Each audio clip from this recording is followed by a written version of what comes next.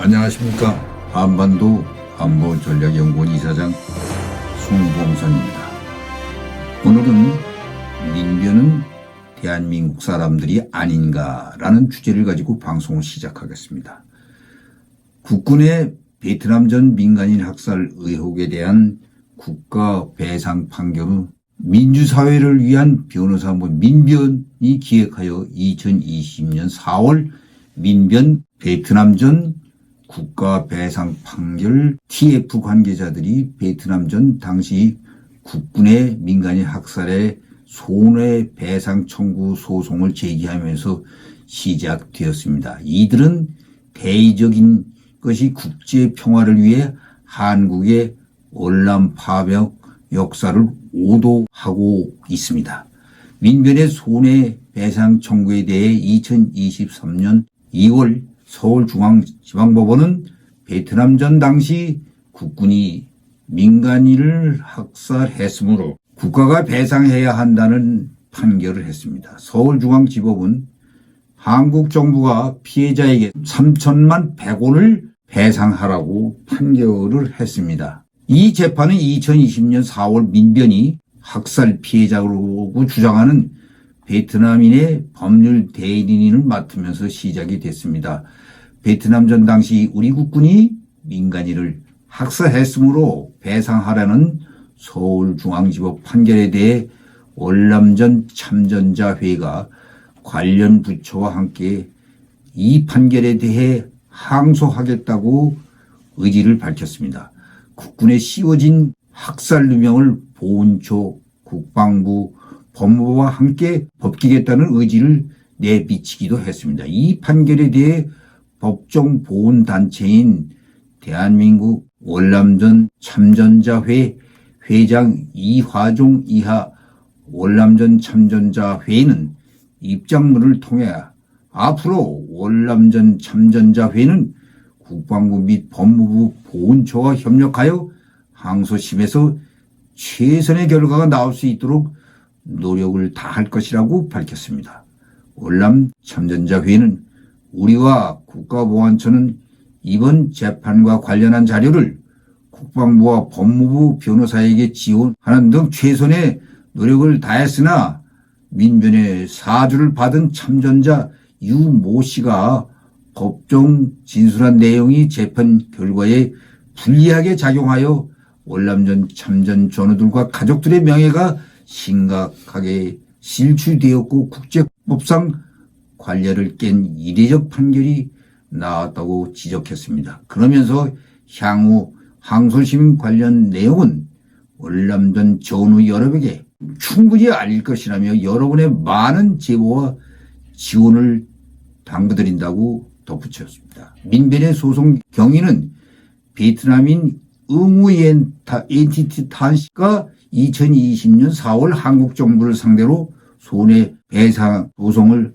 청구한 후부터 시작이 됐습니다. 이 소송의 시작은 2018년 4월 시민평화협정이라는 모의법정이 개최된 이후부터입니다. 이 모의법정은 한베트남 평화재단이라는 좌파 단체가 민변 한국정신대문제대책협의회와 함께 2017년 11월부터 준비한 것입니다. 이 모의법정은 베트남 전쟁 당시 전장 상황에서 피하 식별이 어려운 가운데 남부 베트남의 북베트남 협조 지원 세력인 베트홍에 의한 남부 베트남인 학살 상황 등은 전혀 언급하지 않고 있습니다. 대신 한국 해병이 베트남 민간인을 학살했다는 주제에 초점을 맞추었습니다.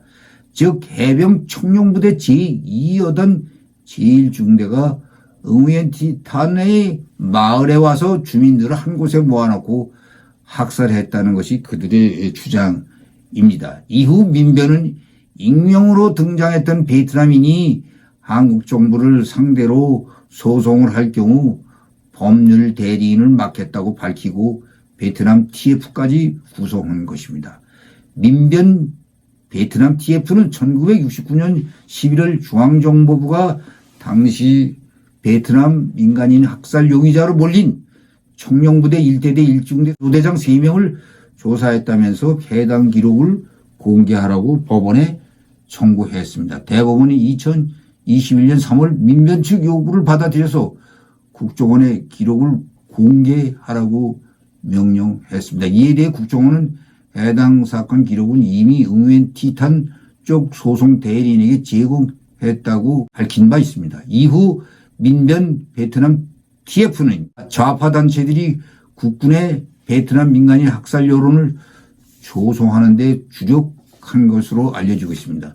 2022년 8월에는 KBS가 시사멘터리 추적이라는 프로그램을 통해 국군이 베트남 민간인을 학살했다는 일방적인 주장을 보도했습니다. 박민식 보훈처장이 직접 KBS의 공개 사과와 함께 반론 의견을 담은 방송을 요구하기도 했습니다. 하지만 KBS 측은 관련 재판 1심 선고가 내려질 예정이라며 1심 선고가 나오면 그 내용을 바탕으로 당시 상황과 참전자 회 입장을 담아 후속편을 제작할 예정이라고 밝혔습니다. 보훈처 등이 국군의 베트남 민간인 학살 주장을 적극 반복하지 않은 이유는 23년 전에 이미 끝난 논쟁으로 지나쳐버린 결과고, 월남전에서 한국군이 양민을 학살했다는 주장은 23년 전인 1999년 시사수간지 한겨레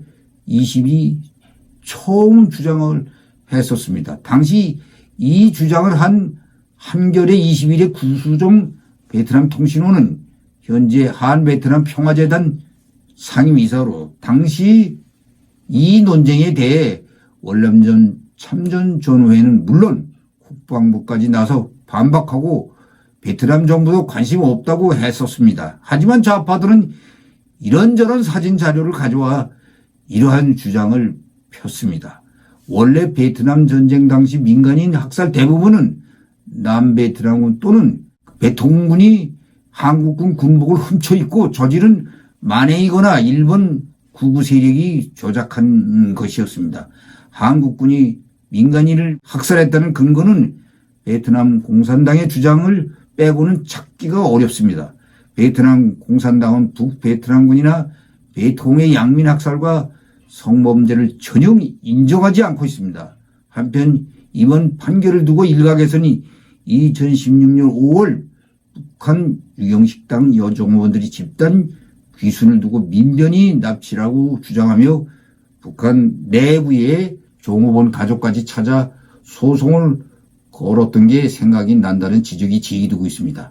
당시 민변은 국정원의 공작으로 북한 여종업원이 집단으로 납치 탈북한 것이라며 여종업원들의 법원 출석 등을 요구해 논란을 빚기도 했습니다. 당시 민변은 국정원의 공작으로 북한 여종업원이 집단으로 납치당한 것이라며 여종업원들의 법원 출석 등을 요구해 논란을 빚기도 했습니다. 그러나 유경식당 탈북자들은 자진 탈북을 희망해 국군정보사가 기순을 추진했던 것으로 국가정보원은 아무 관계가 없었습니다. 결국 이 사실이 밝혀지자 민변이 이후 이에 대해 입을 다물었습니다. 보훈처는 베트남전에서 전사한 고 박유군 중령이 부친인 박민식 보훈처장에 대해 지난해 8월 KBS가 시사멘터리 추적을 통해 국군이 베트남전에서 민간인을 학살했다는 주장에 대해서 수신료를 받아 운영되는 국민의 방송 KBS가 대한민국 국민 32만 5천 명의 참전을 학살자로 모으는 현실에서 참전용사와 그 가족들은 KBS 수신 5조서를 받고 과연 어떠한 생각이 들까? KBS가 30이나 5천 명의 월남전 참전 유공자와 그 가족을 모두 엿보였다고 지적한 뒤 KBS에 공식 사과를 요청하기도 했습니다. 이후 법정 보훈단체들의 항의 시위도 이어졌습니다.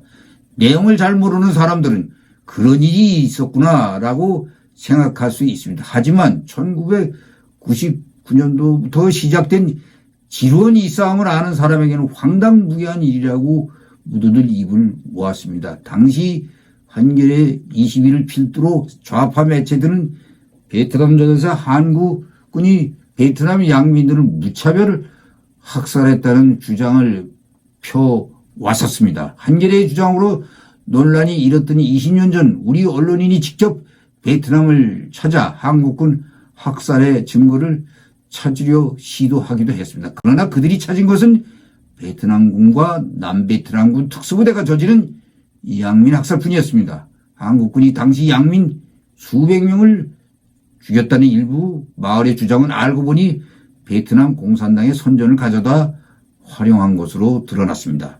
즉 베트남 공산당이 말하는 한국군의 양민학살 주장은 6.25 전쟁 당시인 1950년 10월부터 12월간 유엔군이 황해도 신천군 주민 3만 내지 4만 명을 죽였다는 북한 주장과 거의 비슷한 것입니다.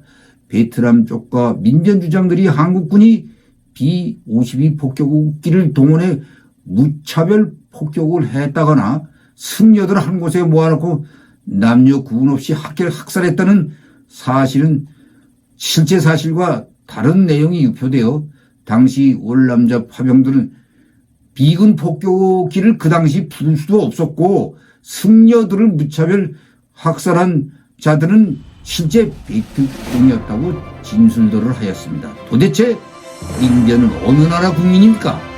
자유를 지키기 위해 월남에 파병된 우리 국군이 그들의 적인지 묻고 싶습니다. 시청해 주셔서 감사합니다.